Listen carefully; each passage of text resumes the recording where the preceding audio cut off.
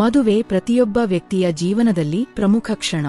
ಆದರೆ ದಿನಗೂಲಿ ಕಾರ್ಮಿಕರು ಹಾಗೂ ಕಟ್ಟಡ ಕಾಮಗಾರಿ ಮಾಡುವವರಂತಹ ಅಸಂಘಟಿತ ವಲಯದ ಕುಟುಂಬಗಳಿಗೆ ಮದುವೆಯ ಖರ್ಚು ದೊಡ್ಡ ಹೊರೆ ಆಗುತ್ತದೆ.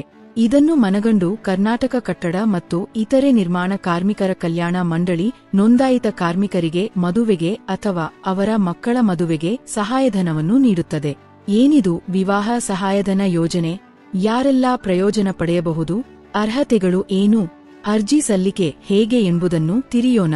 ಏನಿದು ಮದುವೆ ಸಹಾಯಧನ ಯೋಜನೆ?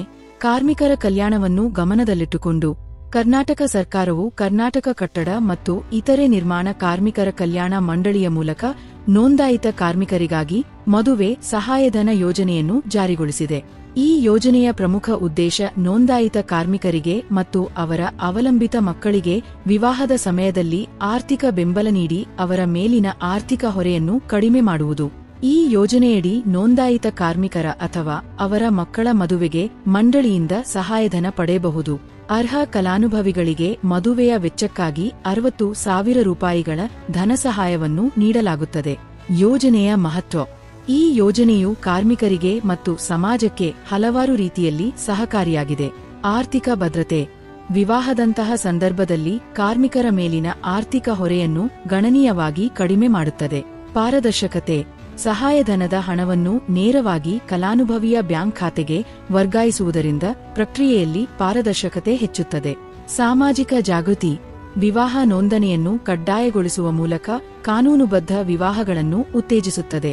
ಈ ಯೋಜನೆಯ ಅರ್ಹತಾ ಮಾನದಂಡಗಳು. ಸದಸ್ಯತ್ವ. ಸಹಾಯಧನ ಪಡೆಯಲು ನೋಂದಾಯಿತ ಕಾರ್ಮಿಕರು ಮದುವೆ ದಿನಾಂಕದಿಂದ 1 ವರ್ಷದ ಹಿಂದಿನಿಂದ ಮಂಡಳಿಯ ಸದಸ್ಯರಾಗಿರಬೇಕು. ನೋಂದಾಯಿತ ಕಾರ್ಮಿಕರ ಅಥವಾ ಅವರ ಮಗ ಅಥವಾ ಮಗಳು ಮಂಡಳಿಯಿಂದ ಸಹಾಯಧನ ಪಡೆಯಬಹುದು. ಮದುವೆಗೆ ನಿಯಮಗಳು.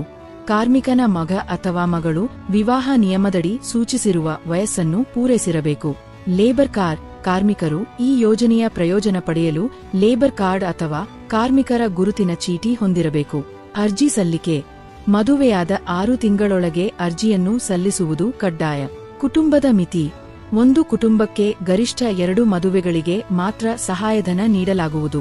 ಅರ್ಜಿ ಸಲ್ಲಿಸುವ ಪ್ರಕ್ರಿಯೆ. ಅರ್ಹ ನೋಂದಾಯಿತ ಕಾರ್ಮಿಕರು ಈ ಯೋಜನೆಯ ಪ್ರಯೋಜನ ಪಡೆಯಲು ಅಗತ್ಯ ದಾಖಲೆಗಳೊಂದಿಗೆ ಅರ್ಜಿ ಸಲ್ಲಿಸುವುದು ಸೂಕ್ತ. ಅರ್ಜಿದಾರರು ಆನ್ಲೈನ್ ಅಥವಾ ಆಫ್ಲೈನ್ ಎರಡೂ ವಿಧಾನಗಳ ಮೂಲಕ ಅರ್ಜಿ ಸಲ್ಲಿಸಬಹುದು. ಆನ್ಲೈನ್ ಅರ್ಜಿ ಸಲ್ಲಿಕೆ. ಕಾರ್ಮಿಕ ಇಲಾಖೆಯ ಅಧಿಕೃತ ವೆಬ್ಸೈಟ್ನಲ್ಲಿ ಅಗತ್ಯ ದಾಖಲೆಗಳೊಂದಿಗೆ ಅರ್ಜಿ ಸಲ್ಲಿಸುವುದು. ಆಫ್ಲೈನ್ ಅರ್ಜಿ ಸಲ್ಲಿಕೆ.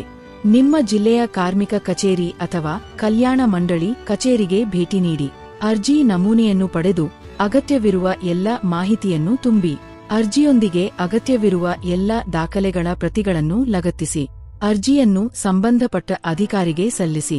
ಅಗತ್ಯವಿರುವ ದಾಖಲೆಗಳು. ಅರ್ಜಿ ಸಲ್ಲಿಸುವ ಸಮಯದಲ್ಲಿ ಈ ಕೆಳಗಿನ ದಾಖಲೆಗಳನ್ನು ಸಲ್ಲಿಸುವುದು ಅತ್ಯಗತ್ಯ.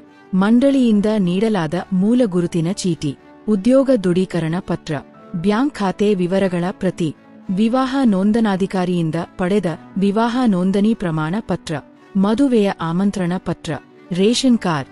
ಮದುವೆಯು ಕರ್ನಾಟಕ ರಾಜ್ಯದ ಹೊರಗೆ ನಡೆದಿದ್ದರೆ ಸಂಬಂಧಿಸಿದ ಪ್ರಮಾಣ ಪತ್ರ. ಅರ್ಹ ಫಲಾನುಭವಿಗಳು ಈ ಯೋಜನೆಯ ಪ್ರಯೋಜನ ಪಡೆಯಬಹುದು. ಈ ಮಾಹಿತಿ ಉಪಯುಕ್ತವಾಗಿದ್ದರೆ ವಿಡಿಯೋ ಶೇರ್ ಮಾಡಿ. Click on subscribe button and press the bell icon to get updates from Ye TV Kannada.